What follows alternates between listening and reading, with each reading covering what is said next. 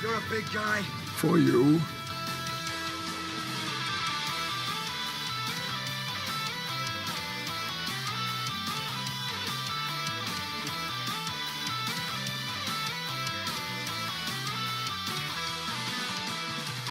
Hey folks, welcome back to Smart Simple Fit. I'm Davin, and today I have the pleasure of speaking with Karel from Stand Strength. You may have seen him on Instagram or on YouTube. He's an incredibly jacked and strong and knowledgeable young man.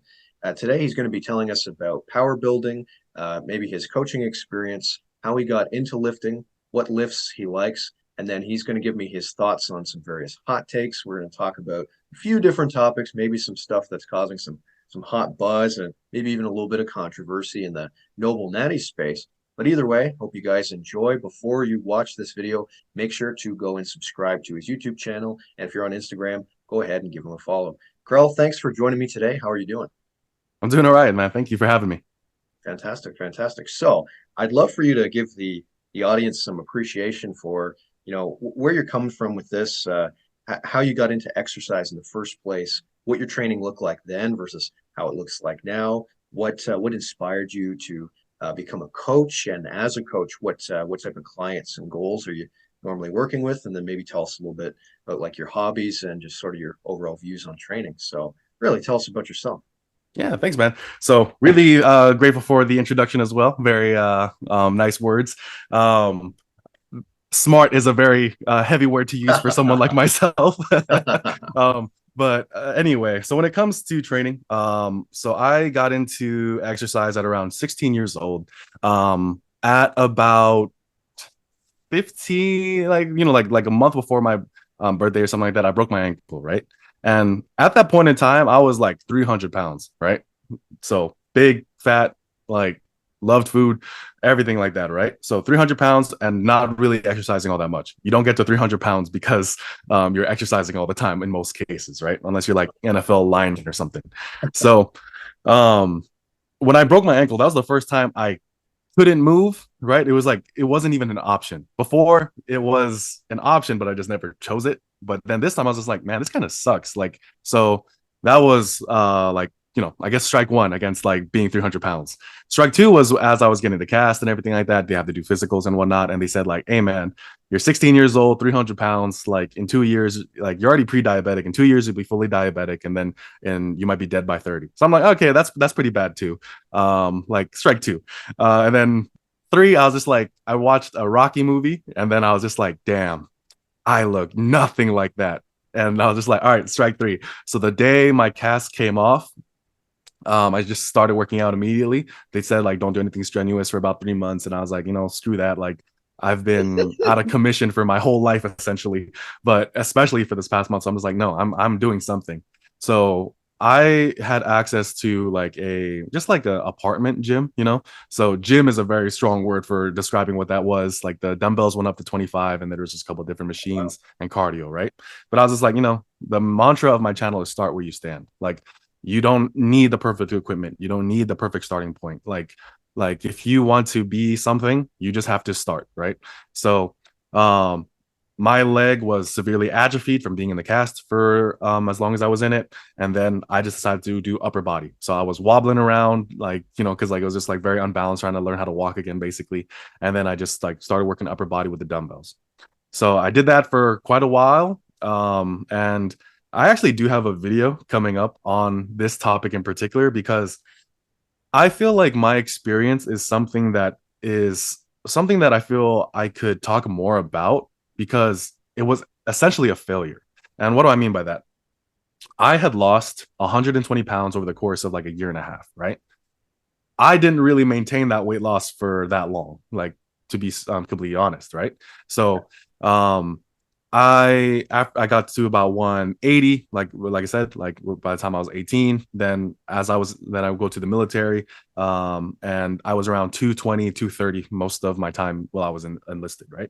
So, but anyway, when I was losing that weight, I was primarily focused on cardio and calisthenics, like high volumes of push-ups, high volumes of pull-ups, high volumes of sit-ups, like exclusively calisthenics. So whenever someone says like you can't build muscle with calisthenics or something of that nature, I just like, you know, laugh it off and shrug it off. It's just like most of my base of training was purely from calisthenics. I did not have regular access to a barbell until I was around that 19, 20 years old, when I got to my first duty station. So for the longest time, it was just I'm going to run and I'm going to do a lot of push-ups and I'm going to do a lot of pull-ups and then I'm going to like jump on things. Like so I was incredibly athletic for quite a while. And then when I found powerlifting, oh yeah, I became a fat powerlifter. So that was something that occurred to me as well. But then, you know, like I said, Rocky being one of my first inspirations for getting into fitness, you know, bodybuilding had a huge hold on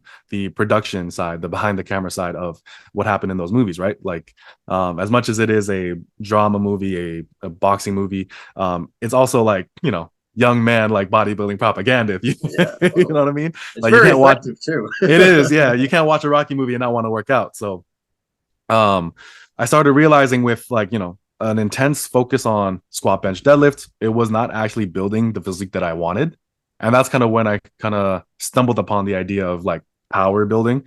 At the time, I don't think the people I was watching or learning from really called it that way, but that's kind of how I actually thought about it. I was just like, well, I really think strength is cool and I really think size is cool. So I'm going to try to pursue both.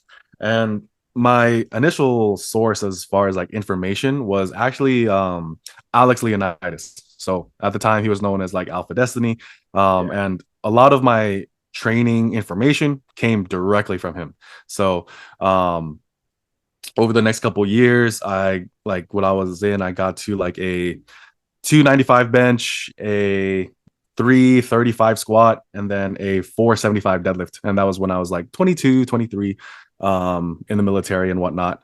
So that was on top of the severe amount of running I had to do. So when I was in the military, like the unit that I was in, you know, of the command team were and the army in general at that specific time, because we didn't have that new PT test. The new PT test is much more crossfitty. Before it was literally push-ups, sit-ups, and a 2 mile run. That was it. Like if you can't do that, like you suck. Like your value as a soldier is purely based on whether or not you were a good runner. So, right. So I was 220, 230, and I would, because of my age group, I had to run like a 15:30. So 2 miles in 15 minutes and 30 seconds, right? So I was running a lot, and I struggled with it because obviously I was a heavy person. But yeah, I was running a lot, but I was still pursuing strength on the side.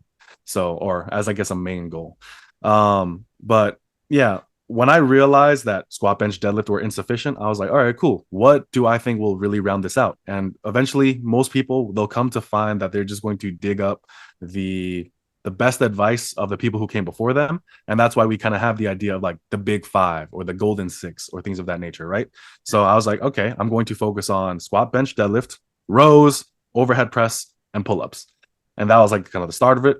Boom. From there, it's like, all right, cool. My arms aren't growing. All right, let's add in some curls and some extensions.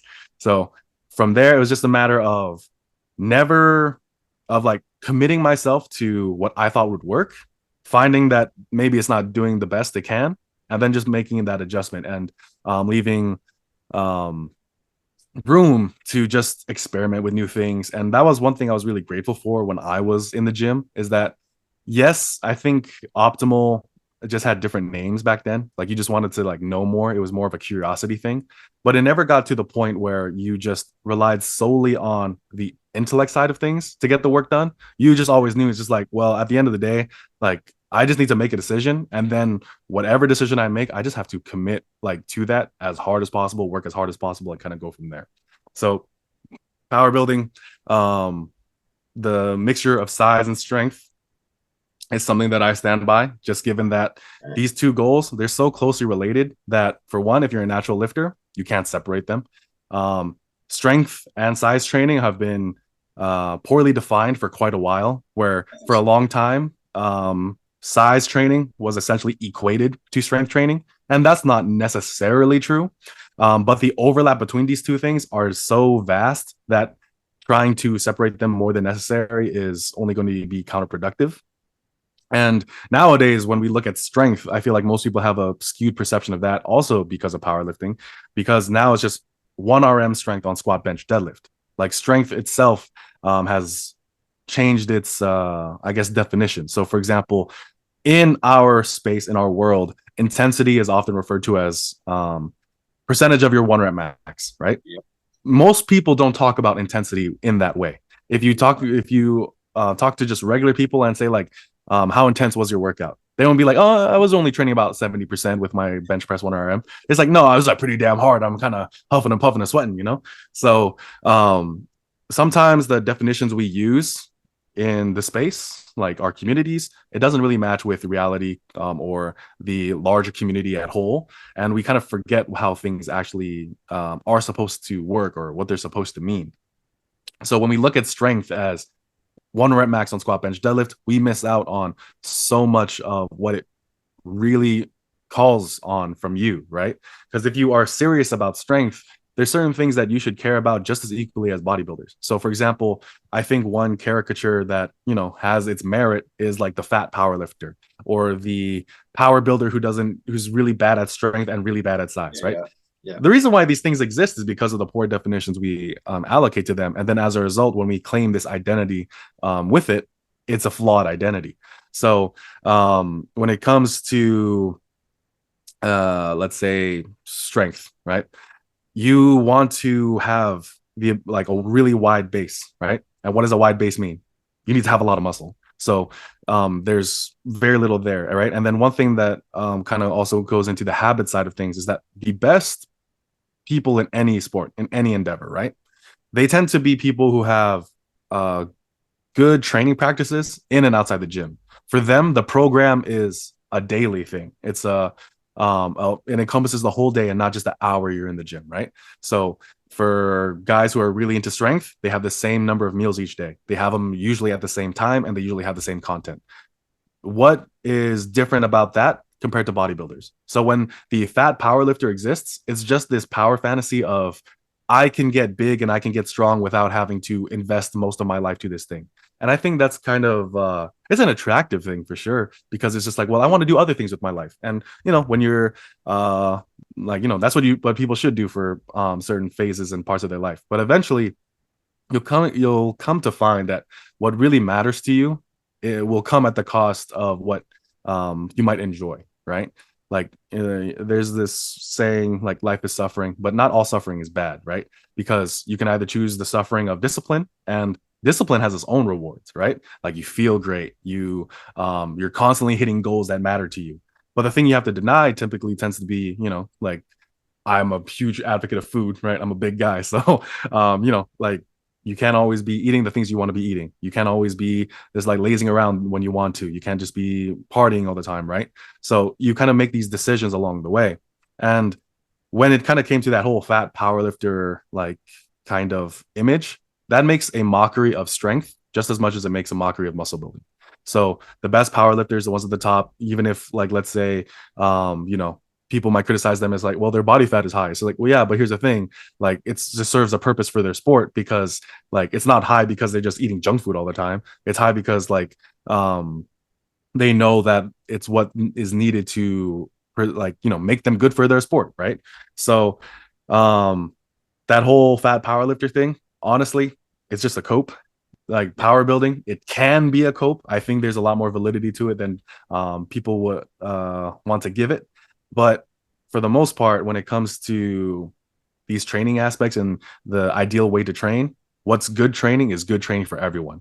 Like the best bodybuilders, like they are taking their sleep seriously. They're taking their nutrition seriously. The best powerlifters, sleep and nutrition, super serious, just as serious as what they do in the gym. So the higher of a level you want to reach, the more seriously you need to take those outside factors. And as far as what you call it, as long as it's working, it's right.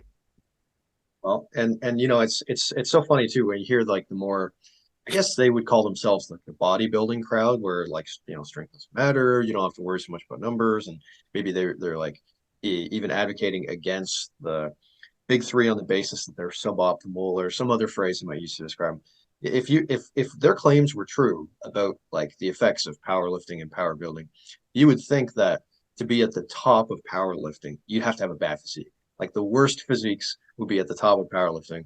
But when you look at, and there's obviously going to be a difference between natty and enhanced guys, but you just look at like the top people in open powerlifting, like Jamal Browner or like Derek Thistlewaite. Like these are guys that have abs and have Hmm. incredibly massive arms and shoulders and Hmm. everything. Like these are big guys who can total 2K or more.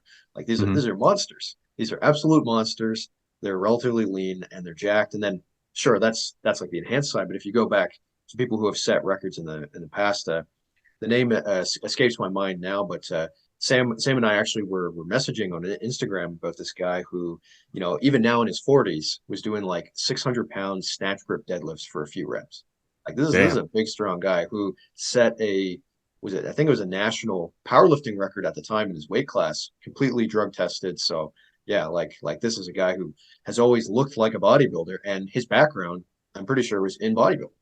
So it's like Hmm. bodybuild, and you see this with bodybuilders too. Like even Greg Doucette, not to get off topic and go into Greg Doucette, but like even he did powerlifting, right? Like, and he Hmm. had big numbers, huge Hmm. numbers as a powerlifter. I think it was like deadlifting over 700, benching over 500. So when you start to actually look at the history of the people who are like the best in power build, best in powerlifting and the best in bodybuilding, there's a huge crossover between which ones competed in powerlifting and did well, and the ones who are in powerlifting and did well who have a well-rounded physique. So while it's true, you can afford to skip biceps and you can afford to skip maybe even certain things like the long head of your triceps, forearm training, and look skinny and be good at powerlifting.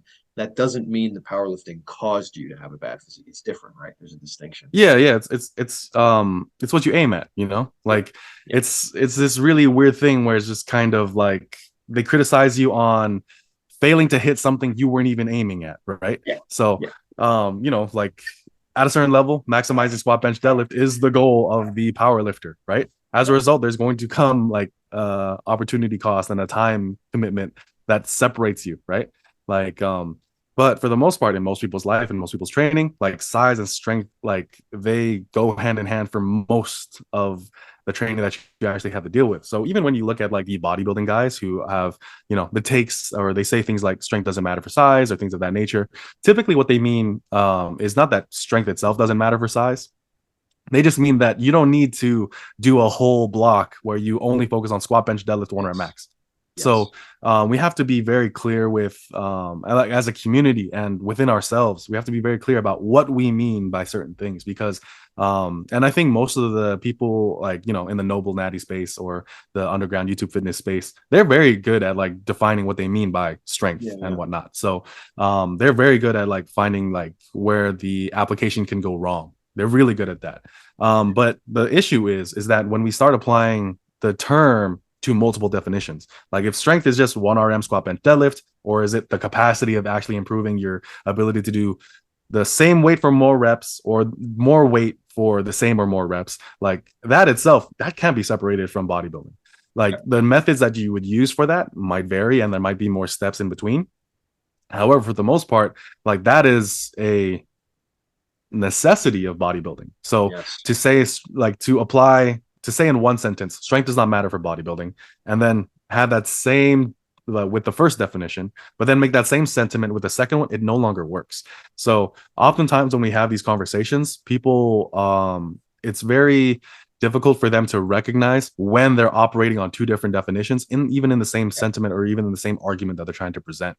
So yeah, when it comes to, and another thing too, when it comes to strength in general, one of the biggest predictors of strength is just muscle size. Like, so it will only benefit you if you train to get bigger, right? Now, what alters or maybe changes things in terms of how your final physique will come out is the exercise selection, because typically when you are more strength focused, there's an element of specificity that you have to adhere to.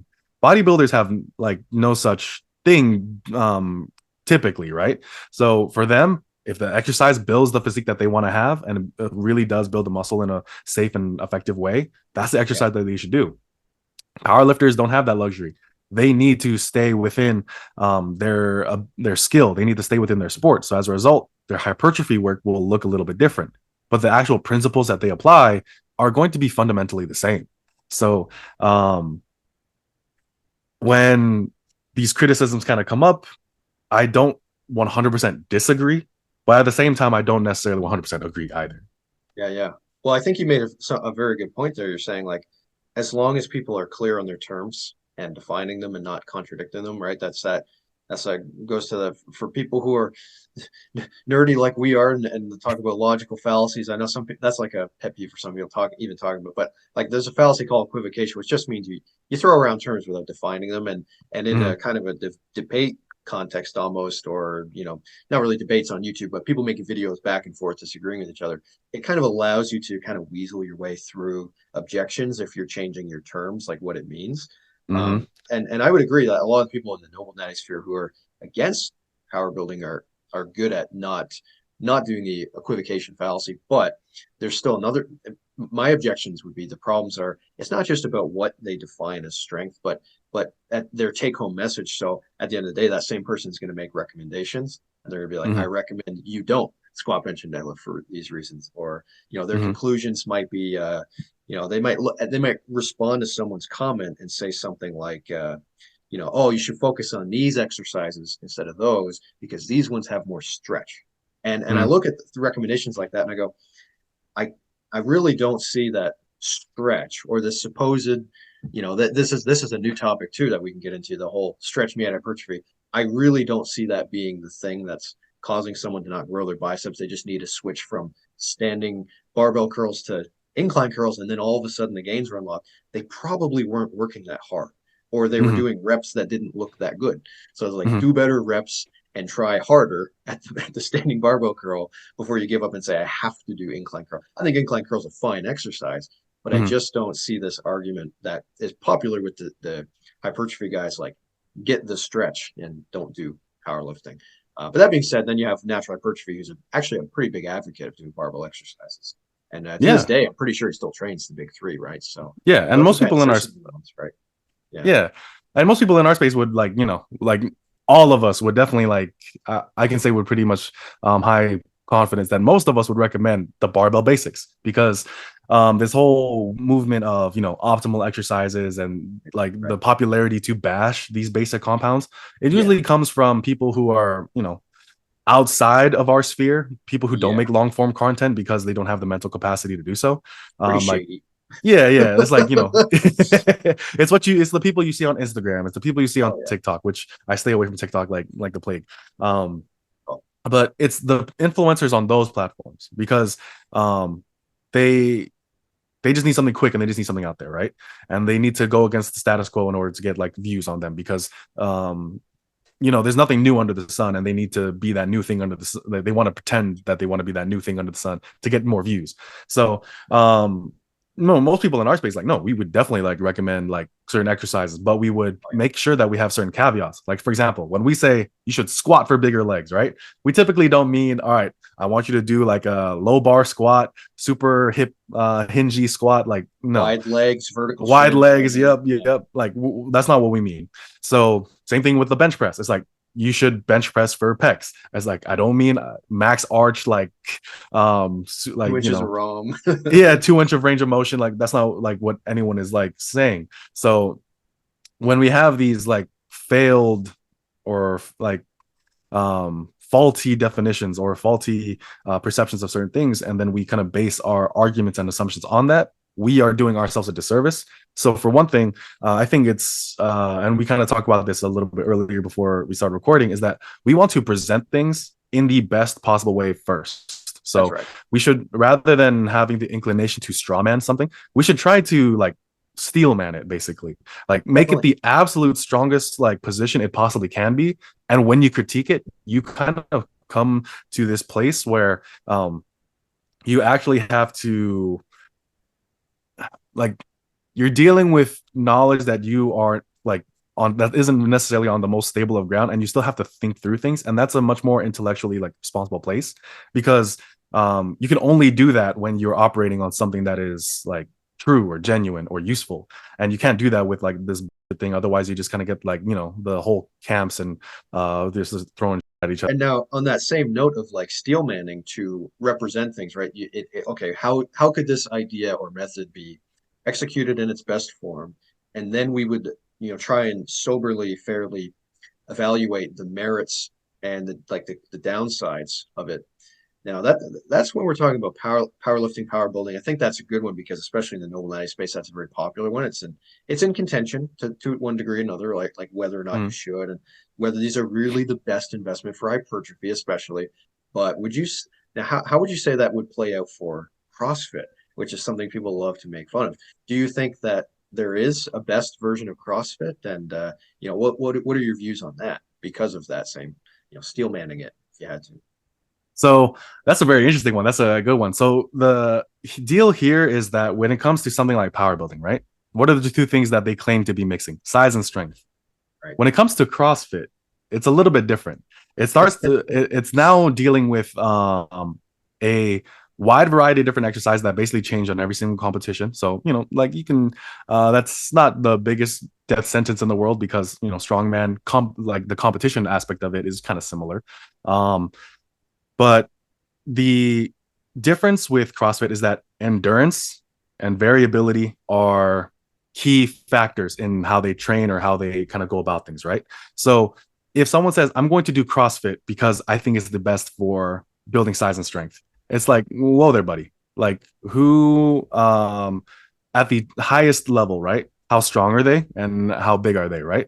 They fall further than someone who tries to do both. So, someone of just who only does size and strength, because now fatigue is a factor. Now Yeah. endurance is a factor. Now skill with other like high technical lifts. They have to do Olympic lifting. They have to do cycling. They have to do running. Like there's a investment into so many other things that are not as closely related to just make like size and strength training, bodybuilding and powerlifting, if that's what you want to kind of like combine in a sense.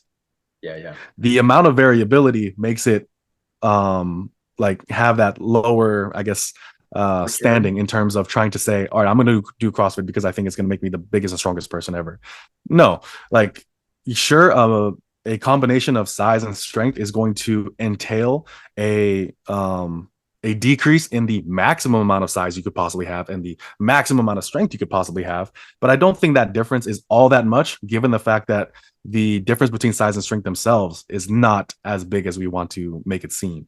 Um, Yeah. and that's why with CrossFit, even at its best, are you going to look good? Are you going to be fit? Like there's a lot of benefits to CrossFit, done properly. Obviously, like CrossFit, even among its own athletes, has a wide variety of applications. And like we know that there's like better CrossFit coaches and there's worse CrossFit coaches. There's better CrossFit athletes. There's worse CrossFit athletes. Definitely. So, and that's the same with any sport, right? Powerlifting, bodybuilding, and things of that nature, right? Sometimes like the athletes succeed in spite of what they're doing, and sometimes they do it because of what they're doing, given the people that they're around, the environment that they're in, and whatnot. So, but just given the fact that there's so many other variables that are distinct and totally dissimilar to size and strength, that's why even at its best, it's probably not going to be your best choice if exclusively size and strength are your goals.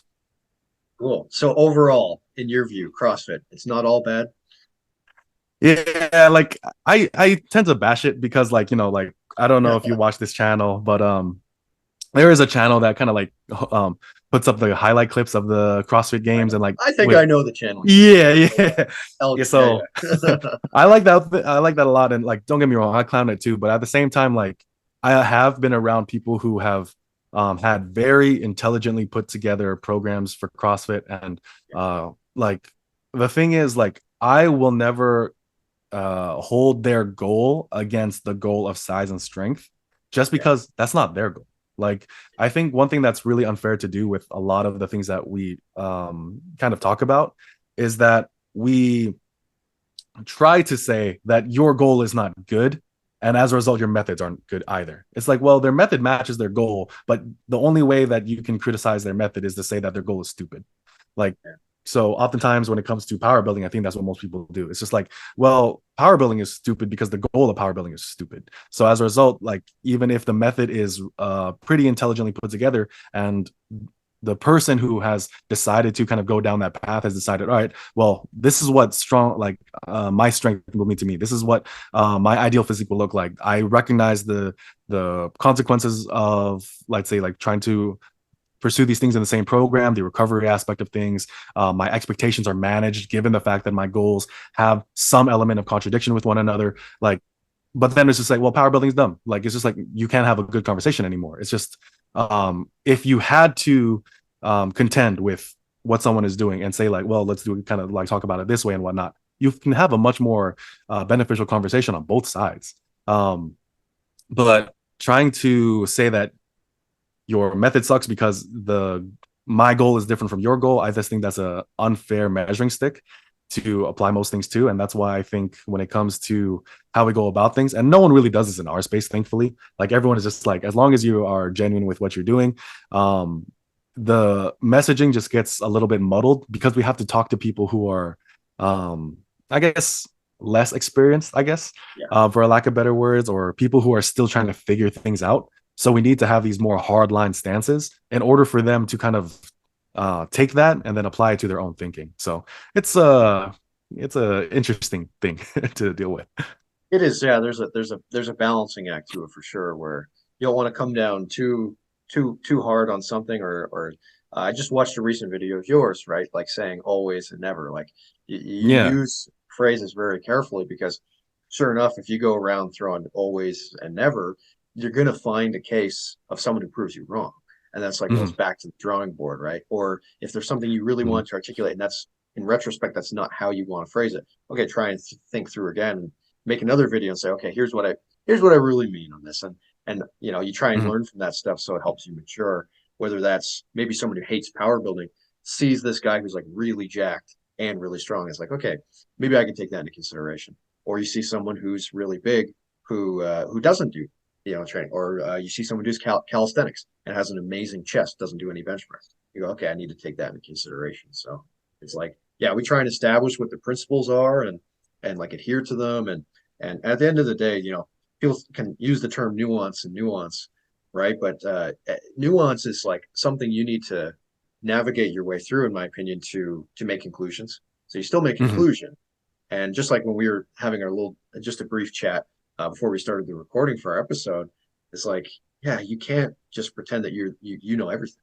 You can't act like that. Definitely You're not. still Hmm. the coach has to be open to being coached, to learning, because there's some expertise out there that you don't have that you could benefit from, and even the people that you are looking over, whether it's that person in the military or the boxing coach, the strength conditioning coach. Yeah, we need to keep our mind open because Hmm. there's a deficit. We all have a deficit in our methods, Hmm. our mindset, and our programs probably. No one really has a perfect program, or at least that's my view. I just said it. That's a never statement right there. But I mean, is there really such a thing as a perfect program, right? Like I think that would be a fair example. There's things are Hmm. going to change, and anyone, if they were step outside and they looked at their own program, replace the name, say it's someone else's program, you're like, oh, this and this should change. Do you have the Yeah. discipline to do it yourself? That's Hmm. the hard part. That's the hard Yeah. And to your point, something that I try to tell people too is that, know, a person might be more educated, a person might be more experienced, but sometimes simply being like simply being like different stages of development, right? There's certain things that they can sometimes perceive that the person who's at the top typically won't. Like part. when you become better at a certain skill set, right? You start like not considering certain things because it's like, oh, that's just a waste of time. Like it's like that is just like more effort than it's worth. So I'm not even going to consider that. Whereas a person in the beginning is like, well, what if I do this? What if I do this? There's a lot more imagination to it, and sometimes they hit gold. And sure, you're more educated, sure, you're more trained, sure, you're more experienced, but sometimes there's just this question that they have that you would never have thought of, that now with your education experience and everything like that, you can formulate a far better answer than they could. But the only way you're able to do that is because they were able to think of the question. So there's something to be learned from any person along that stage of development. And having that humility to see people as epistemic peers, people who are just as smart as you, people who, when given the same amount of information as you, can come to completely different conclusions as you. It's it's incredibly important, and it's very dogmatic, and it's very or if not dogmatic, and somewhat parochial to assume that we're just talking about different things, and that as a result we can't come to this conclusion about anything. Like it's and then to prefer my own definition as the one that's superior. Like these are things that we sometimes do, but at the same time, like um that's what makes this really interesting, at least for the people who are a part of it. It's the fact that we can disagree and that we can have different ways of going about things.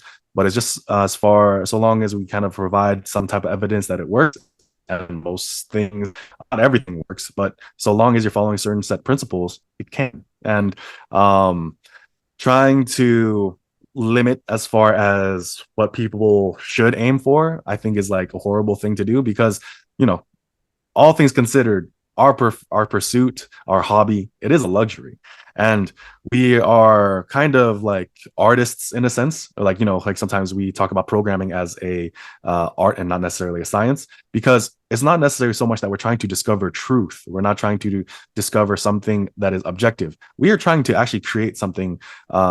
Like at least more so in the bodybuilding sphere or the muscle building sphere, like we are creating something of ourselves, an image of um beauty or aesthetics that we find appreciable. Now on the strength side of things, like yeah, sure, there's an objective measure of strength depending on what you decide to partake in. Are you a power lifter? All right, cool. 1 RM squat, bench, deadlift, that is objectively what matters in powerlifting. But then there's also like people who like they train for strength, but then they do odd lifts in their backyards and like no shoes and out in the grass, like there's great lifters who do that, and they train very, very difficult and very, very hard for what they determine strength to be, and they live their life for that. Kyriakos Grizzly is a great example. Like, what he is doing for himself is what matters above everything else, and that's the thing. Like, for so long as your goal is genuine, so long as it is not, like I guess mystical about itself, and it is incredibly self-aware, whatever that thing is, as long as it is like in touch with reality, it itself does not have to be like that 100% objective thing, that objective truth that needs to be worked. Like training has its own purpose for every person and not its own goal. So that's something I think a lot of people need to kind of appreciate, and kind of just say like, for lack of better words, either agree to disagree, or just say like, oh, that's a different goal than mine, and that's beautiful, and like have a kind of view at it like that. So that's my view on some of the issues that kind of come up.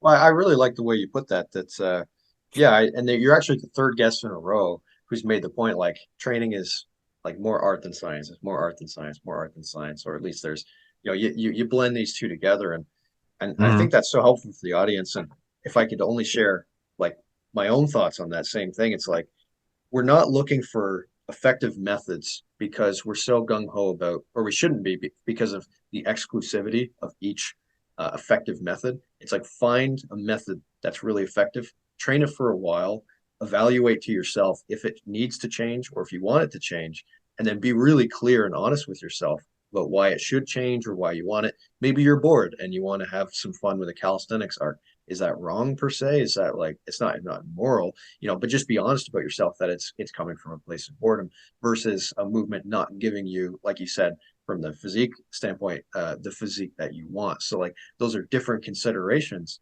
but they should both be evaluated before you make that change in your program. And so while two methods might be effective, it's not to say that one is always better in every situation, but find a thing that works, change it when you can justify like a good reason for it, because there is no exclusive chest exercise, there is no exclusive quad exercise.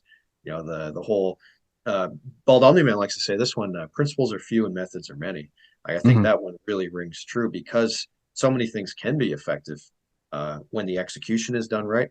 And I think if I had to give my thoughts on what it means for the art and the science, and Sam said, oh, maybe it sounds cheesy, and I don't think it sounds cheesy at all. And I'll say this: it's like the metrics kind of are like the science part, but then like the qualities, so like the depth, the control, the smoothness, the pump, the way things feel, Mm-hmm. like having the soreness in the right places the next day. Like there's a Mm-hmm. lot of qualitative things, or the distribution of force in your feet, or the stress on your elbows and your knees. Mm-hmm. There's a lot it takes a lot of time to articulate this, and numbers don't always express it. We can't Hmm. express every aspect of training with numbers. So it's Hmm. true that, if you've seen some of my videos in the past on my lectures, where I talk about tonnages, I'm a big believer that tonnages are a thing that you should think about, especially if you're someone who doesn't necessarily do like calisthenics, but you do a lot of dumbbells and barbells and machines. You Hmm. expect the weight times set times rep to go up over time, right? Hmm. Obviously, there's variability if you switch rep ranges. You'd expect tonnages to change, but nonetheless, tonnage is a metric of success. It's not lost on me that you Hmm. can half rep it for more weight, right? Like there's Yeah. always little things you can Hmm. do to cheat it. So you find a balance of qualitative standards and metrics that are like these Hmm. measurable things. And when you mesh these two together, it's just like improving metrics responsibly because Hmm. you're doing it in a way that's, quality, doing a lift in a way that matches your leverages, doing it with control and that sort of thing. And that's where it gets kind of arty. And Hmm. this is where it's like more of like a science. So there's like a Yeah. balance. Yeah. So one thing, so to add to that, like, there's a saying that I like that's like render unto Caesar, like give to God what's to God and then give to Caesar what's Caesar's, right? I do the same thing with art and science, right? So the sciences can give us metrics, standards. It gives us clarity. It gives us information and things of that nature, right? So how we are feeling the muscle, whether or not the muscle is actually growing, whether or not the tension is actually in the muscle, whether or not we're actually doing too much, like are we the stresses on the joints and things of that nature. These are all things that are the duty of science, right? Yeah. They're the manipulations we make in form, right? Whether or not it's for the betterment of the training or for the detriment of training, right? That is all the duty of science, right? But one thing that science cannot tell us is precisely what art is, right? So most there's a lot of different theories of art, but none of them have actually been accepted as being the one universal definition that everyone agrees upon, because you offer one definition, boom, there's a counterexample immediately, and where you have to kind of contend like, oh shoot, that kind of seems like art. So there's a saying in a different context, but for the most part, it's like most people, they don't know what art is, but they know it when they see it. Same. So Totally. when it comes to the science part of it, though, people know like things like that, aesthetic value, like how well it relates to things of similar kinds, right? How much it resembles other things, how well it depicts certain values or things of that nature, right? Like, so we kind of use that as a way to leverage or measure the artistic side of things, but it's a measurement, it's not a definition. So when it comes to training being an art form, people kind of remove that aspect because they're just like, oh no, like I want to know exactly like how to build the most amount of muscle, how to be the biggest, Yeah. strongest Yeah. person. Show And me a there's so meta many, analysis. yeah, show me, show me the meta-analysis. So it's like, and it's just like that can tell you like comparisons between each other, but it doesn't necessarily tell you what that final thing is. And the only thing that can is you, the artist. What are you trying to build? What are you trying to achieve? Science is only able to help you do that, but the actual definition of what it is you're trying to do and what it is you're trying to achieve is solely up to you. And that's something I try to remind people with my own channel. It's like everything only matters insofar as it matters to your own goal and how you reach it. So if we put on a pedestal optimal exercises and optimal set and rep ranges, things of that nature, right? We are losing the actual thing that actually matters, and that is how we determine how those things help us hit what we want. So, um, you know, the best color of paint out there, right? The different kinds of shades. None of them, none of them by themselves get on the canvas until you decide to put it there. So all that matters is that you're actually using paint. So that's kind of like what how I would kind of go about like describing that. Like art, science, they're super important, but the thing is like what is art needs to be treated as art by the artist, and what is science only needs to be used for I guess the measurement side of things, if that makes Yeah. sense. Yeah, it's like in a study, you're not going to see a lot of like, oh, we asked the participants, how did that set feel, bro? Like it's like, Mm, but a coach should. A coach should like be asking, good questions if you're watching, if you're doing the session with the person, if you're watching their lifting footage, maybe you should be asking them at a certain point to evaluate their own lifting footage, look for deficits, right? Like you're thinking about qualities. There's like quantitative, qualitative is what I like to Hmm. bring it back to. So yeah, and the canvas thing is great. You can if someone wanted to make bodybuilding propaganda that was like getting people's mind, because like I think you and I would probably agree, there definitely can be dangers in obsessing over numbers, improving, Hmm. right? Especially Yeah, in the context of 100%. strength. Where it's like if you wanted to make propaganda to get people away from it, I mean, you could show a lot of bodybuilders posing and describing like my body's a canvas, and or it's a sculpture and I'm chipping away and revealing underneath when I'm cutting from my bulk, and just Hmm. like Arnold Schwarzenegger's chest, like yeah. So Hmm. screw the numbers. I just want the big chest and the big arms, right? Like you Hmm. could do that effectively, and I think that's part of the thing with art is art strikes you as beautiful, and it sort of leaves you at a loss for words, at least momentarily. Like it is a hard thing to describe, like what it truly is, but it's like you said, you know it when you see it. So Hmm. Yeah.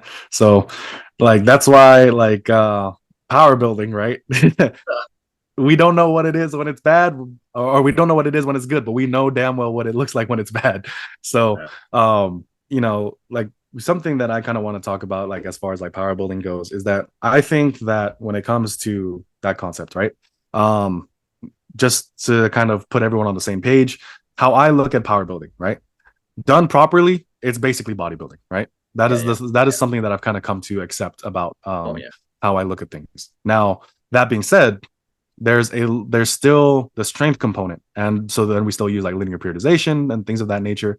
But what kind of separates it slightly from bodybuilding, and it's kind of arbitrary in a sense, but it's just the fact that with bodybuilding you just want to do whatever builds you your best physique. In power building, you want to do that with the constraint of I want to always train my squat, bench, and deadlift, either for strength, for size, whatever, right? Like those are exercises that are present in your program, and as a result, they have like recovery costs, right?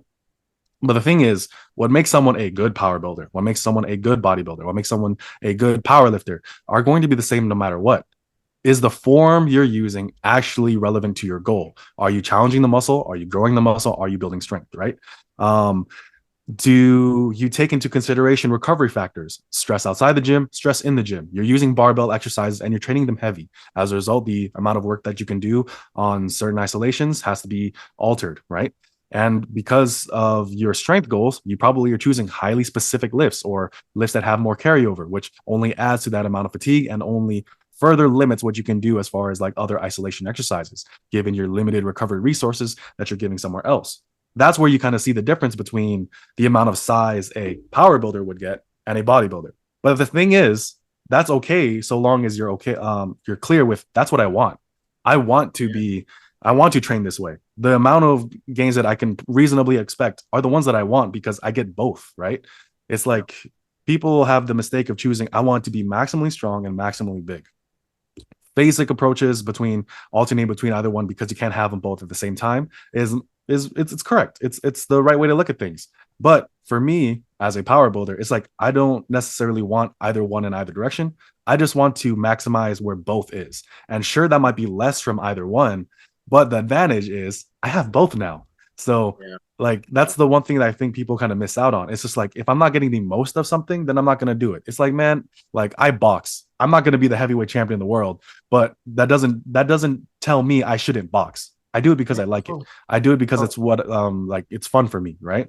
So oftentimes we think that unless that we get the absolute most out of something, then it's not worth contending with. No, like and you let's be never. real. Like most of Yeah. the guys who want to call themselves bodybuilders, yeah, a lot of this natty, right? Natty, but Mm-hmm. they have no plans of going on a stage. Like they have no Mm-hmm. plans of going on a stage. So it's like, wait a second. If you're concerned with really maximizing it, then why aren't you competing? It's like Mm-hmm. you're really if you would have to tell yourself that if I maximize myself, if we're being logical, it says you have to tell yourself if I maximize this, I'll never be a champ, right? Which Mm-hmm. is like kind of a defeatist mindset. And then again, if you just don't believe in going up and doing the bodybuilding shows, okay, fine. If that's a strong Yeah. conviction of course, I Mm-hmm. think that's very reasonable. I don't think I'd ever want to go on a bodybuilding stage. Personally, I'm not judging those who do, but I just don't want to. I just don't want to get involved with that. But at the same time, if bodybuilding is your passion, and you're trying to maximize this, why not? I mean, Mm-hmm. I don't think Alpha Destiny slash Alex Leonidas maybe years ago was thinking about it, but I mean, look at what he's achieved. It's Mm-hmm. just absolutely incredible. So Mm-hmm. yeah, that's yeah. I mean, like, congrats to him. You know, for his first bodybuilding show, I think he fared very, very well. Very, Yeah, very well. definitely. Yeah. So yeah, that's a good point. You know, just because you might not ever be a champion doesn't mean you shouldn't try and improve in that thing. Mm-hmm. Such a key point. And I think even the problem is within those same goals, is it really possible to maximize every muscle on your body at the same time? I'm not Mm-hmm. necessarily convinced that it is, right? Because Mm-hmm. you know, you talk about recovery costs being integral to training with the big three. That's definitely true. Any heavy hitter movement is going to tax joints, cause fatigue in a number of ways, and take up a lot of time and mental focus.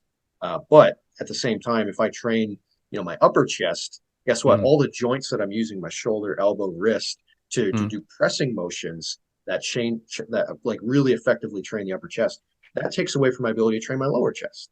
So it's Mm-hmm. like, is it going to be tangible? I don't know. You're going to have to experiment to see, but like you're kind of presupposing that you can maximize every muscle at once. I'm not necessarily convinced that is. I think there's a part of programming where you make temporary trade-offs, or this would be like a concept in periodization where we can focus on this now and then this a bit and then kind of tie it together and then have like a net improvement in everything. But if you're Mm-hmm. looking for a net improvement in everything in the same 6 months, it's going to be rough. And Mm-hmm. maybe that falls within the same goal. Same thing with strength. Like, can you really maximize overhead press strength and bench at the same time? Mm-hmm. Back squat and deadlift at the same time? Or would you be slightly biased if you focus more on one or the other? Would you get it? Would you get 10 extra pounds? Mm-hmm. Would it be worth it is a different question, or do you care? But like, can you really maximize every type of strength at once and Mm-hmm. every muscle at once? I'm also not. I'm only convinced of power building doesn't maximize both in the same way that those things in their own right probably don't maximize either. Yeah, like so that's a great way of putting it. And something that like I really appreciate. So there was a long period of time where I actually got away from martial arts for quite a while. And now that I'm back into it, it actually like helped clear up so many things in my own thinking. Good, good. So for example, right, with boxing, right? Boxing has multiple things in it. You're of course like, punching, hands, offense. There's also the defensive side of things. There's and then footwork, head movement, tactics, things of that nature, Oh, right? There's a wide variety of different capacities that make you a good boxer, right? yeah, And when you are going through your training, right, you don't just try to add 1% across the board. You typically focus on one thing at a time and kind of take it about that way, right? But the ultimate goal is still the same. You're a boxer. get better Like box. Yeah, now, yeah, just be a better boxer. So when it comes to whatever you decide to be, bodybuilder, power lifter, power builder, your goal is clearly defined in some manner, but there's different aspects that you focus on. But that doesn't mean the goal has changed. It just means that your current execution and how you are trying to meet it at the current moment is changed. So when I kind of like start thinking about it that way, I'm just like, well, I never really have to think to myself like I'm not training for my goal of trying to, get the most size and strength out of myself that I possibly can when I focus more on one or the other. It's just like, it's all serving the same goal. So now the question then would be, why call it power building? Well, for me, it's just because I like the barbell lifts and I'm not taking them out of my damn program. So like, the anyone else like can like powerlifters have to do it because it's yeah, their yeah, yeah. sport. Bodybuilders Yeah. don't have to because they just I keep harping on that point because it's just in my Yeah, opinion the yeah. If you're a only power lifter, you don't have relevant the description. luxury of doing like weighted dips as a main horizontal press. Like, don't do Mhm. Yeah, that. like that you have Don't to do do that. that like after you're benching, like Yeah, yeah. and then power building is just like no, I'm a bit more free, but at the same time, like there's that freedom of like that invites a lot of weirdness and error and That's true. awkwardness and things of that nature. However, the more disciplined mind, the more focused mind, like the person who is willing to make it work, in my opinion, the failure of power building is just that you're adding more limitations and more obstacles than other people have. So Yeah, the reason why you get less of both is not only because you're trying to pursue slightly different things when really they're mostly similar. The real failure is just the fact that you have to focus now on more things than person in either camp. Like like that combination of these two disciplines is much harder than focusing purely on one and then outside the gym factors. Now you have outside the gym factors, you're training, trying to balance things out and things of that nature. So the points of failure have been increased, but for me it's worth it because it's a style of training that I enjoy the most. Totally. Totally nailed it. Absolutely. Yep. Yeah. It's just it's such a funny thing to see people put so much time thinking about exercise selection maybe in general. If you were to just like think about now what you consider to be the most important like elements of training as far as like the categories of things that you need to do, would you say exercise selection is like in the top three, top five? Like how important would you rank exercise selection as a natural lifter? Let's say, in size, strength, what either way, like how important is that of the things that matter for making So gains? yeah. So for me, right, I guess one distinction I need to make is that when it comes to how I think about things, right, I treat exercise variety and exercise selection as two different things. Oh, interesting. So variety comes first. I think exercise variety is like top three for sure, right? Okay, Exercise cool. selection is like, maybe top 10 at most, but it's probably that Oh, 10, maybe 11 mark. Okay. nice. Because what the way I look at it is this: exercise variety. What do I mean by that? You should have a horizontal press, a horizontal pull, vertical press, vertical pull, a hinge, and a squat. Like Mm, for me, it's not necessarily selection because selection happens within those categories. It's more about variety because those are different from one another. yeah. So let's say you choose close grip bench, overhead press, barbell rows, and squat, deadlift, and whatnot. I wouldn't be so, I guess, dogmatic and say like you're wrong for choosing close grip when you could have chosen just standard wide grip or something. I'm not going to be wrong. I'm not going to be dogmatic and say, oh, you should have done pen lays instead of barbell rows. It's Right, like right. you are satisfying the variety needed to have a complete physique. Yeah. And exercise selection from that point on is entirely up to you, what you find to be most beneficial to you, whether physiologically or psychologically. And that's kind of like that's why it kind of ranks a bit lower, because there's only so much exercise, I guess, that you could choose that wouldn't have very similar results. So Penley rows versus barbell rows, I think it's kind of dumb to kind of compare the two. Yeah, yeah. um like chest supported rows on a machine versus chest supported rows on like a cable. It's just like um the exercise selection between those is just not necessarily all that fruitful to you, but the fact that you have it there is way more important. So I made a video recently where I say, where I talk about progression methods on like bodybuilding exercises. And I just say the key idea is not so much the specifics of the progression plan, it's just the fact that you have one, because that will pay more dividends to you than the specifics of which one you choose. Same way with exercise variety. You need exercise variety, but the selections you make based on that is entirely up to you. And um, the only way you're not going to benefit from, like, let's say cable rows or things of that nature, is if you don't have any other rowing in your program.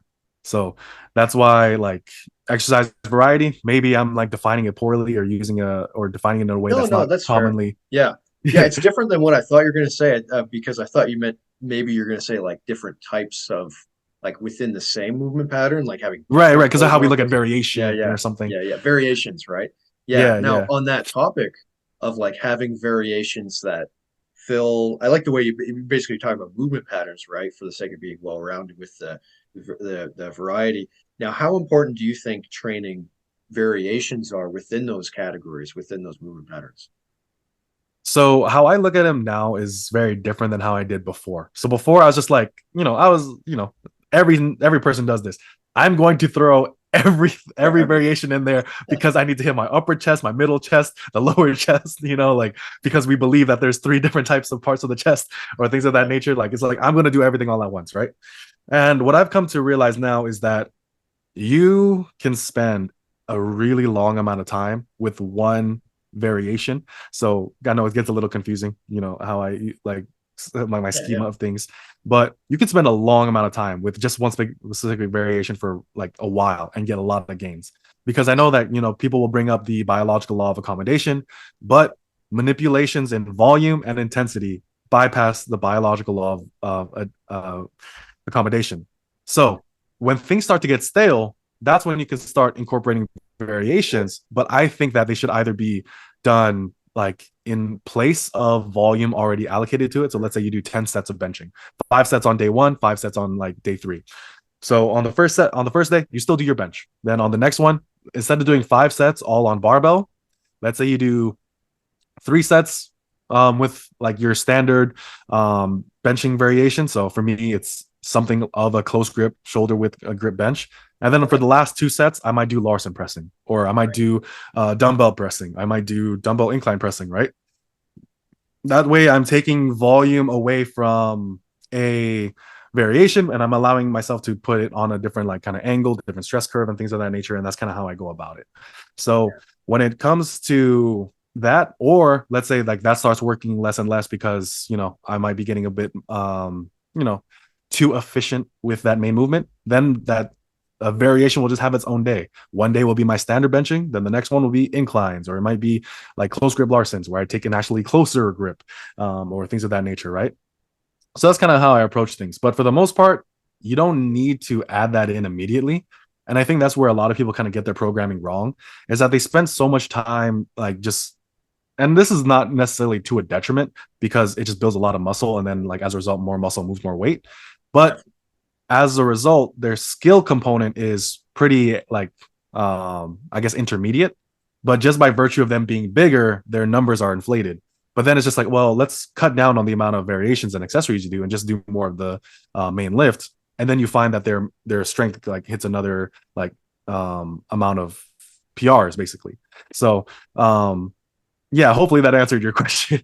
No, no, that's good. I think I agree. I agreed with a lot of that, and the way you explained the volume made sense too. Where it's like you're trying to do enough of exercise one for horizontal press that you get a Mm, benefit, but then you also leave recovery to spare for exercise number two, and then mm, whether the person thinks, okay, this is addresses a deficit, feels better in the joint, whatever the exact reasoning is, they're still like making room for it in a program. So it's not like replacement, but it's also mm. not you're not trying to like pile on volume to kill yourself, right? You're not going to add a whole third day with 5 extra sets of an Uh, entirely, with the same like high exertion sets. mm. There is a point where you're just doing too much work, I think. Yeah, Probably agree. definitely. And then like to kind of touch up on that, when it comes to like volume and things of that nature, right? Like I think that we need to be like, we need to play our cards appropriately, right?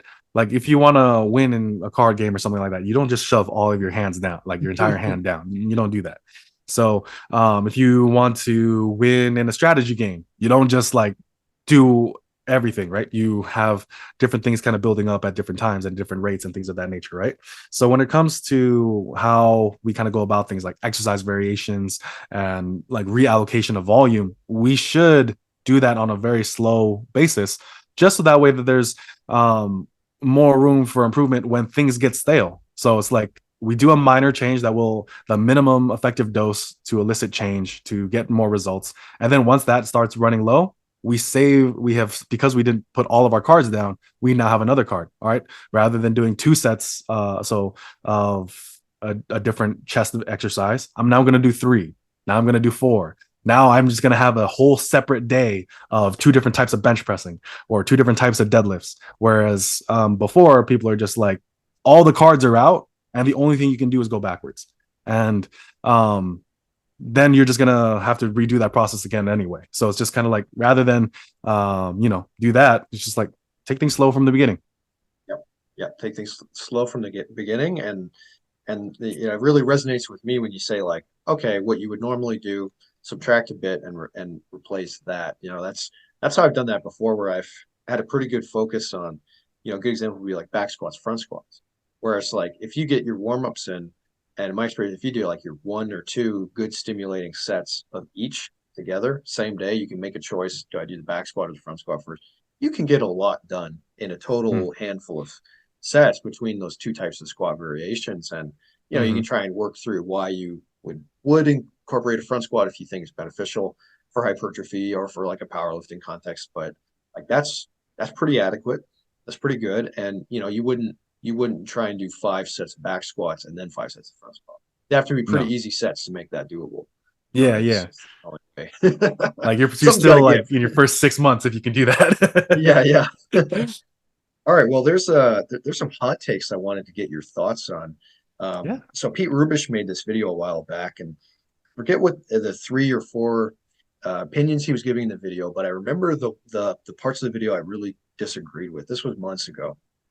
He was talking about like his just like his audience, like things he hears people in the audience say, and be like, okay, guys, this is how it is. And one of the things he was saying was like calves are pointless. Like he was promoting the Mm, calf black pill, basically saying calves looking nice is purely genetic, training it is pointless. And then he gave an example of someone he knew who, trained calves really hard. I forget how long the period of time. It might have been like a year or something. Had nice calves, stopped training it for like I don't know, maybe it was like 3 months and the calves like really shrunk down. But I thought that was a kind of a silly example because like you just fully detrain any muscle, it's gonna shrink, mhm. and then Yeah. also Mhm. muscle memory, right? You can gain back what you lose. So using an example of someone who had bad calves, trained it and then lost it, that doesn't prove that calf training doesn't work. That proves that detraining is detraining. It's gonna have that benefit. And then the second hot take I would say he gave was that stop talking about, oh, I work harder than so and so works harder than me. That's why they're better. We all work just as hard as each other. Like he was basically saying, like as like a sort of blanket that we basically all train equally hard, which I don't think is true at all. I think I can Mm, look back at my own training 6 months ago and say, in this regard, I wasn't training hard enough. My biceps or mhm. my triceps or my Yeah. abs. Mhm. That's hard. And maybe he would make a distinction between well-rounded and hard, but I don't think everyone trains equally hard. I think that's why so many people are in the gym not getting results is they do their 3 sets of back squats, they do like sets of 8 to 10, and they've got like 5 to 10 reps in reserve because they got like a plate Mm, on. Like that's right. that you can't escape it. On some level, a lot of people aren't training hard enough. It might not be the most important issue, but it's a pretty big deal. So, what are your thoughts on that? The calf black pill and the idea that everyone trains just as hard as everyone else. So I'll start with the calf one first. Okay. Like that one, don't get me wrong, I get it, like to an extent. However, I just think black pills of most kinds like are just generally like really, really dumb. Um, so you can never get good at something you don't train. Now, just so one thing I truly believe in is that and this kind of touches into that second hot take, but not everyone who works hard succeeds, but everyone who has ever succeeded has worked hard.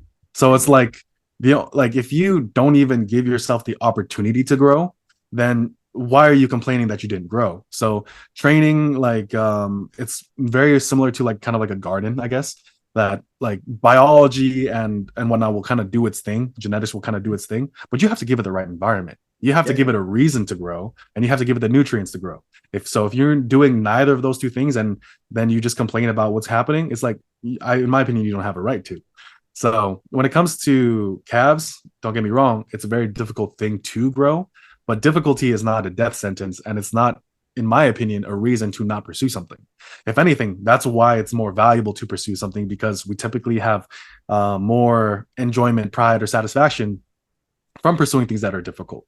So that's the first point. And given like to give like some fairness to his argument, like calf training, it may or may not be the most important thing that you could do if you're a power lifter, right? So Yeah. Yeah. there's some judgments there coming from the context that he's in. So I think in that case, it's just like, well, if you're a power lifter, but then you also have the goal of big calves, it's like, well, just understand that that goal has nothing to do with your sport, and then pursue it if you want to. Like to me, it's kind of like that, right? Now with the second point, now this one, I want to think about like what situation would that advice be, I guess the most applicable. And his audience, I would say, is not necessarily like, you know, Grandma Josephine, For like sure. Jimmy String Bean kind of people. So the audience is kind of different there too. So Yeah. when he says like we all work equally hard to one another, I think part of that is because he's kind of talking to people who are embedded in the sport Yeah. and are likely engaging in very similar habits. And as a Okay. result, when that is the case, when people are engaging in very similar training programs, using very similar training principles, um, planning out their meals, prioritizing recovery, supplementation, and maybe even like, other restoratives, for Huh. lack of better words, right? In that situation, it's like, yeah, sure. Yeah, you probably are all working to an extent. about as hard as one another, and as a result, the people who are just better will rise to the top. But now the competitive aspect to my mind is saying, well, the people who are better at a sport typically find more satisfaction in training as well. So as a result, they actually do more work and it compounds. So it's kind of like the rich get richer, the poor get poorer. It's like, for me, I had the best games of my life when I believed I was the absolute like monster in the gym. And I noticed a severe drop in my performance and a severe drop in my ability to hit PRs when I just kind of got more exposed to how much better other people were than me, to be Oh yeah. honest. Right. So that was an experience I had to deal with. But then I was just like, well, I'm not really doing it for them. I'm not really doing it for that purpose. I'm just doing it for myself. Like, don't get me wrong. I love competition Yeah. and I think competition is important. But at the same time, I will compete with you on the grounds of effort and not necessarily results. So, because at the end of the day, some people are just have a better propensity for certain things, right? Some people are just stronger out the womb. Some people are just like that. But here's what I will say. I'm not going to I'm not going to give any less effort in a workout where you and I are in the same room or something of that nature, right? So, if I ever worked out with GVS, I'm going to be pushing myself just as hard as he is, even if, let's say, I have to use less weight or use more weight, because our strength is different, Yeah. Yeah. or things of that nature. Yeah. His Now, monster triceps versus your bench or something like that. yeah, right. So, there's like, so like giving him some fairness to his argument. But now let's kind of look at that flip side of things, where it's just like we're all working equally hard. My first initial reaction to that is like, well, the concept of hard work varies from person to person, because um how much you're willing to sacrifice for a specific thing is very different. So some people have different life circumstances. I don't have any kids. I coach for a living and things of that nature. So for the most part, my responsibilities are incredibly limited in comparison to, let's say, someone who is a parent. So when it comes to hard work and what they're willing to sacrifice and what they need to take advantage of and whatnot, is very different. So sometimes it is for factors outside of their control. Other times it is for values that they have that are different. But when, let's say, we are comparing lifter to lifter, quite honestly, most times when people claim that they're working just as hard as one another, they're only working as hard as one another for 1 hour a day. The training is of equal difficulty, but the person who is really skyrocketing their performance, they are taking their recovery seriously, they're taking their nutrition seriously, their hydration seriously, supplementation if necessary, and things of that nature, right? So it's like, if your metric for hard work is the session, that is why you aren't getting as nearly as much results, because their perception of hard work is the entire day. So, 1 hour versus 24, that's why they outclass you. So, so being fair, like to his argument, the audience he's speaking to, it might apply to, Yeah. but it's It not a narrows universal. down the potential, right? Like Yeah, yeah. it's a subsection of people. Yeah. Exactly, yeah. But if once you apply that to a wider group of people, oh, that it falls apart incredibly. So, Well, and I mean that's the case with a lot of arguments, quite honestly. and I Like want to give it's credit to something that Sam said in the last episode. He goes, I haven't skipped a workout. Like I haven't missed a workout in 10 years. You want to excel yeah, at something, you want to become a champion, don't miss a workout for 10 years. And if even if his audience, I would say if you were to like look at who's the strongest and the biggest across, across his audience, like, yeah, the people who are the most consistent, and then just like, that point we were talking about Alan Thrall, which I'd love to get into as well. Skipping accessories. Yeah, maybe two guys in his audience or like a ton of people in his audience, they would both take 3 sets of squats to like mm, a nice solid RP 8 or 9, like nice hard sets. There's at least one set that's like, a good one in reserve, but it's really hard. You can see it in their face. So in that context, they work just as hard. But if they're mm, skipping leg extensions or they're using like 30 pounds and the other guy's like genuinely using like 80 pounds on leg extensions and he's going mm, hard. He looks like Tom Platz. He's lifting the thing off the ground because he's trying to get as much gains as possible out of it. Like that's the difference between the champions. It's, do you take the accessories seriously? Do you take the technique seriously? And like Sam, have you gone 10 years without skipping it? That's yep, more dedication than the person who mm-hmm, just can do three good sets of 8, whatever. Yeah, at 8. Yeah, 100%. yeah, Yeah. So that's why I respect, like, just the fanboy about Sam real quick. Like, that's why I respect him so much. And, like, like, incredibly smart, incredibly disciplined. And I'm just like, like as of right now, the workhorse of the noble natty sphere is GVS. But like, I mean, Sam is like right there, and like he's Yeah, yeah. I mean, like just that's what it He takes is he is sometimes. like simultaneously, he is the horse, he is Hmm? the horse trainer and the horse breeder. Like he's Yeah. all of those roles to himself, you know? Yeah, yeah. And he decided to get his own cart, so he's pulling it himself too. So it's just like he's everything. Like he did it all. So like that's why like I'm really grateful to talk Yeah, with he's him and inspiring. He's a real yeah inspiring guy. And and yeah, who knows? Maybe I'll have even Max on the podcast sometime. That'd be cool. Yeah. yeah, that'd be dope. Yeah. So yeah, like Sam is just awesome. So even I've skipped workouts. I'm gonna be straight up. Like, Me too. Yeah. I'm like there is like this past year I've been trying to do a couple different things, obviously. Trying to have some job security and whatnot Oh, yeah. in crazy times. And I just tried pursuing that. Didn't work out all that well. So I'm just like, okay, cool. Coaching is where I gotta be now. So me trying to balance school, work, significant other stuff, family, like it was a Yeah. lot. So I fully recognize, and this is the hard part because for the longest time I was like beating myself up for the fact that I had other responsibilities. But now I'm just kind of like, getting into the flow of things where I'm just like, this is what I'm gonna do, this is what I'm gonna be. And then from there on, I'm just like, all right, let's kind of build up and kind of get to that 10-year no skips workouts thing.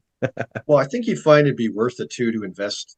Obviously for a lot of people, they don't have the luxury of doing like one job, especially like online coaching, something like that. Like that's really a Mm. luxury job. We're pretty Yeah, blessed and yeah. fortunate to We're a be like, luxury service for oh sure. yeah, another client to deal with. Oh golly gee, it's like it's not exactly working a coal mine, but it's like, yeah, Mhm. there's going to be a time where having a second job does require a huge mental sacrifice for you to still be a good coach and yet Yeah. still be invested in that other job, whether it's Hmm. physical or academic or some other thing. So if you commit to that time of being a coach, like I think it can really help. It's no matter what, right? It's like it's not the opportunities or circumstances, it's what you make of it, right? Yeah. Just like Mhm. discipline. But yeah, if you invest your eggs, I mean, I'm sure you'll find you fall even more in love with it now that it's like you have freedom, right? Because now you're in Mhm. this situation. Now you have the freedom to be the coach you want to be. So go Mhm. for it. Yeah, yeah. Yeah, man. You hit it right on the head. Yeah. How long have you been coaching, by the way? So, as I would say, like online coaching since I started the channel back in, I want to say it was like 2020, 2021 that I started the channel. I'm like time flies. Personal training much longer than that. Started personal training officially in 2019. I was like, coaching or training like clients like friends and whatnot, but never like the actual job position, job title, personal trainer, 2019. And then from then on, like I've just always been doing it either as a side thing or as my main thing. It kind of like goes up and down depending on what I do. Because sometimes I'm the manager of a gym, other times I am the strength and conditioning coach, like for a specific population. So there's different times where I've like fulfilled different roles, but training has just always been part of my, I guess, job description, in addition to like whatever else I'm pursuing at the moment. So yeah, for quite a while, yeah. So about 4 years, I would say. Like, yeah. So that's good, man. That's good. And oh yeah, so this was a good topic too. So natural hypertrophy has teamed Mm, up with Alan Thrall to help him get an awesome physique. Because for the audience who doesn't know, you should know. You'd have to be new to this stuff or living under a rock to not know who Alan Thrall is. I mean, the guy's mm, made some of the best like powerlifting tutorials on mm-hmm, probably like the whole platform of YouTube, and he's like considered part of that movement where YouTube moved into sort of like a powerlifting, power building sphere, and probably had a lot of net positives in inspiring young kids to focus on heavy compounds, getting jacked and stacked and juicy. He makes really mm, funny videos. He's a good guy, but he's noticed that in his 10 years of being really dedicated to powerlifting and strongman and stuff like that. He's lagging behind in certain areas, maybe his arms, maybe his mm, his lats, things like that. He's got a pretty good base for a physique, especially obviously the powerlifting muscles are really really well developed. But mm-hmm, I found that in listening to that video, you guys can go watch it on Natural Hypertrophy's channel. It's about an hour long, talking about the coaching. Natural Hypertrophy asking questions, and it's like you get this impression that Alan, okay, he's making the mistakes that Karel and I are talking about with power building, skipping accessories. If he did them, he wasn't putting in the full effort because it'd be at the end of the workout where he's tired. he wants to go home. He's got other responsibilities, especially nowadays. He's married. He's got a young child. So it's like, Mhm. it was really good on the strength training side, but then it was what would make it power building and what we're trying to say, that wasn't executed well. And if he had given it those 10 good years of biceps curls, calf raises we just talked about, abs, Mhm. long head of the tricep, all that stuff. I'm certainly convinced. I don't know about you. I'm convinced he would already have that physique that he's hoping to achieve with this program that he's got, natural hypertrophy. All the power to natural hypertrophy. Hope those Mhm. guys get good success with that program. But a part of me thinks, yeah, I think he could have just done what he had written down. You know what I mean? So Mhm. what are your thoughts on that when you watch that? So I think uh, so I will say like I'll say this first. When it comes to like purely hypertrophy, I think NH basement bodybuilding are great resources, right? Overall. I will give them their credit there first. Now second thing, when it comes to guys like Alan Thrall, Omar Isuf, people who kind of like helped facilitate that focus on natty training and Mm-hmm. pursuing size and strength hand in hand because they were very incredibly linked to one another.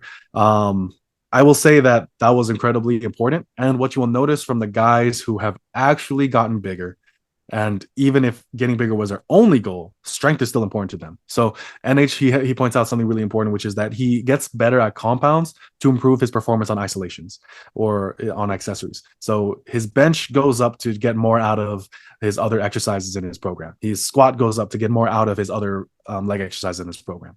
So there's that side of it, right? And then when it comes to Alan Thrall now working with NH, what I find is that if Alan Thrall, the only difference that he made was that he actually did his accessories. I don't really, I'm not entirely sold on that. Would be the only thing that would determine whether or not he would get the same amount of size that he's going to get Yeah, working with NH. So, because there's different factors to it. The amount of energy he's going to be bringing into each one of his accessories now is going to be different. The intention behind his strength work is entirely different. So, even if the only thing that changed in Alan Thrall's like training history, like we go into like an alternate universe, and the only thing we see that's different is he never once skipped his accessories, never I skip. still think he would end up with a better physique working with NH now than if that was Yeah, the yeah, case. So, yeah, because yeah, intention matters, context matters, like the amount of energy we bring into it, how you're planning to progress it, the way that you uh, organize your compounds and isolations, all that matters. So, I'm actually really excited to kind of see this. right. Obviously, that's just my theory. We can't really, and there's no way to test Yeah. that. Time will tell. I mean, I think But it'll go really well, but yeah, yeah, yeah. But like as far as like just comparing like just doing your accessories versus like having the intention of like bodybuilding, like I think that is going to kind of like show. I think that will show itself in some differences. But yeah, so I'm excited to see it. I think it's overall really good. And yeah, like even when it comes to like how I do my accessories and things of that nature, it has changed significantly over time. For quite a while, just like especially when I was in the more beginner, early intermediate phase, like how I did my accessories was very, just like 3 to 4 sets, double progression, dynamic double progression, things of that nature. But now that I can like get way more fatigue from my big basic compounds, I have to be more selective in what I choose, and I have to like allocate much different amounts of volume. But it's still very important that I do it. But I wouldn't dare to say that how I do my accessories is the um, best way to build muscle. It's just the yeah, what I I can feel that. allocate to building muscle given my style of training. So as far as like Alan Thrall goes and working with NH, I think he will definitely reach like an incredible physique, and it probably will be more to demonstrate what happens when you go from size or from strength training purely to size training. And it will demonstrate how similar they are and how much overlap there's between, because if you like listen Yeah, to the program that was made, it sounds very similar exercise selection wise, but the intention behind it, how it's structured, and and whatnot, that's where the differences will kind of show itself. And that's kind of where like the divergence or the where the size and string no longer overlap kind of show itself. But for the most part, I think overall it's going to be just good. Yeah. yeah, yeah, yeah. No, I think so. And I liked that NH was mindful to, lean into Alan's preferences, especially with like compounds and things like that. Yeah. He wasn't trying to like completely change his mindset on training. It was like, okay, here's these new methods we need to take on, but also it's Alan Thrall, so it has to be something that you're gonna like, yeah, Mhm. commit to. And that's important for anyone. Like it's like if you're not gonna like your training, you're not gonna get the most out of it. Like I guess something that came to my head right now, so it's not a perfect analogy, but it's just like you better love your wife. You know what I'm saying? Like you have to like your wife. You're gonna like and whatnot. So obviously you're not gonna be married to how you train or whatnot. But the thing is, if you're gonna spend any amount of time, appreciable amount of time to like actually, get the benefit and the fulfillment you would get from it, you better like the you better like it. Don't be cheating on your power building with CrossFit now. Yeah, exactly. Awesome. Awesome. Any topics, any other topics that you'd like to get into before we finish up? Um, I ha- struggle immensely with like original thought. Same. Dude, like I kind of don't know how, like sometimes I look at my YouTube channel, I'm like, how the hell did I make 200 plus videos? Like I'm pretty sure I just kind of like looked at other people and what they were talking about, and then I was like, all right, cool, I'm gonna talk about that real quick. So It's hard not to what get distracted too, because the noble natty sphere moves very quickly, right? Like NH yeah. will make a thing, and then Bald Mhm. Omni Man, and then basement bodybuilding, and then Alex Lee Knight, and then if I wanted to like make a response to one of them or something related, like it's 2 weeks later by the time I get to it, and by the time I Yeah. get to it, there's like four other things that people are talking about. I'm like, I can't keep up with any of this and have original ideas, so it is a struggle sometimes. Yeah, Yeah, definitely. And like that's why I actually kind of like just stop doing response in most yeah, yeah. cases. Like it has to be like literally on the day for me to do a response video. I think Right. planned response videos, eventually you just kind of come to appreciate what they're trying to say, Yeah, and you're just like, well, I think this is still important and I don't need to like have a rebuttal or something of that nature, right? I can just like talk about it through a different lens, but I don't necessarily need to 100% address it in this way. So yeah, that's something that I find like to be incredibly different. And also I think it is more beneficial to the viewer too. Like conversations between people at different points in time is incredibly hard to follow. So trying to create content in that way would all probably be very hard for them to follow as well. But the thing is, like the ideas, topics, and whatnot, like they're timeless itself. So trying to limit it to how the conversation was framed, I think is not necessarily the best way of going about things. So that's why now, like I said, I listen to what other people say, try to steel man it, present it in the best way possible, and then just like give context to it in a different perspective and just kind of go about it that way. One thing I will say is like, I've talked about power building a lot today. One thing I will say is like, I make fun of it probably more than anyone else, and probably better than anyone else. I will be like just to toot my own horn a little bit. Like, but the thing is, the point that I want to kind of get across to anyone, right, watching this is that like as long as your goal is genuine, right? And is not being misled, and it has some semblance of being in touch with reality, right? yeah, It's a fine goal. Like if you have the goal of strength, but to you strength is like 135 pounds on a Bosu ball, it's like uh like I would kind of like challenge your definition of strength, right? But if your goal is I want to like be really good at Bosu ball lifting, I was like, all right, I can't really say anything anymore because now our goals are different and whatnot. But let's say we partake in the same goal. That's where we kind of need to like that's where the community matters, because some of us will say my goal is bodybuilding. What 5x5 program should I do? And then there's a really good discussion to be had there because the goal is now similar. But when it comes to things like power building, is your goal just to be able to say like when I'm fat, oh, it's because I'm a power builder and I'm like building strength right now, or when you're not that weak, oh, I'm in a hypertrophy phase, like if that's your goal, then I would obviously like like challenge you and press you and whatnot and just say like that is a poor goal for yourself and it only hurts you. Like it like what it does to the word power building is almost irrelevant to me because just that doesn't really matter. But the thing is like your definition of your own goal is hurting you. Why is that a good goal? So you yeah, know yeah, for me, I've had to kind of like take a step back and realize like, all right, my goal for myself right now is just to finish school and try to and then train as hard as possible while doing so, right? Like the everything else is kind of just like, you know, keep myself sane because school is incredibly stressful and whatnot. So there's that. But when it comes to other people, when I talk to them as like as a coach or just as a person, it's like, why do you define your goals in such a way that is negatively impacting you? Like, or why do you have this goal that your methods have no relation to? You call yourself a bodybuilder, but like you're not following any reasonable amount of diet. You're not following a tried and true plan. You are neglecting, you train, you don't have a plan sometimes. Like you just train whatever muscle feels good on the day. And you just like kind of see like, oh, this machine's available. And not saying that there's anything wrong with that approach per se, but because like, I know there's someone who does that. Like they just train based on what's available in the gym, but they have a plan, they have a method, they have a structure, they have, um, they have rules and guidelines that make that work. But most people don't, but they still want to say like, I want to build muscle, but their goal, their method, totally separate from one another. Or I want to build strength, goal, method, totally separate from one another. Their understanding is distinct from one another. And then of course the effort as a result is disjointed. When your goal is unclear and your method is unrelated, it doesn't matter how much effort you put into it. Like you're basically pouring water into a cup that doesn't exist. And as a result, like there's you get no benefit out of it.